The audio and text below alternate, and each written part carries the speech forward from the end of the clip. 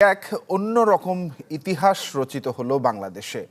গণ অভ্যুত্থানে পতন হলো শেখ হাসিনা সরকারের। হেলিকপ্টারে করে পালালেন দেশ ছেড়ে। এতে রাজপথে বিজয় উল্লাসে মাতেন ছাত্র জনতা।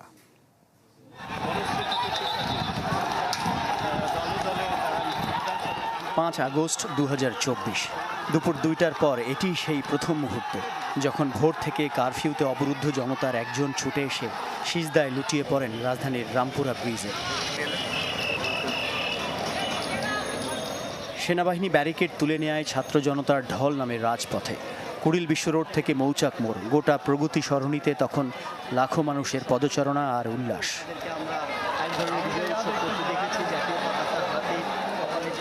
বিক্ষোভ মিছিল মুহূর্তেই পরিণত হয় বিজয় উৎসবে। সেনা সদস্যদের অভিবাদন জানিয়ে চলতে থাকে উল্লাস। রাস্তার পাশে দাঁড়িয়ে থাকা সেনা সদস্যদের সাথে করমর্দন করেন আন্দোলনকারীরা। মুহূর্তেই মানুষের সয়লাভ হয়ে যায় রাজধানীর প্রতিটি সড়ক। গ্রহের চত্বর শাহবাগও হয়ে ওঠে জনস্রোতের মিলনস্থল।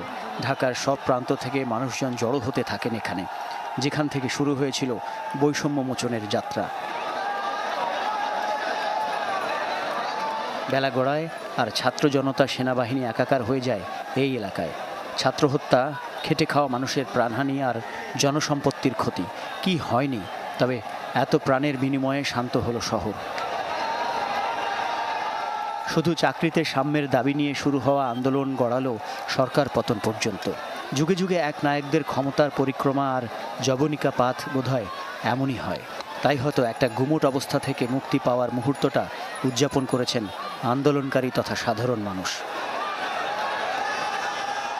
15 বছরের বেশি ধরে চলা এক দলের শাসনযন্ত্রের দুর্নীতি, অনিয়ম আর জন আকাঙ্ক্ষার বিপরীতে দলীয় মনোবৃত্তির লালন, সবকিছুর অবসান হলো শেখ হাসিনার পদত্যাগ ও দেশ ছাড়ার মধ্য দিয়ে।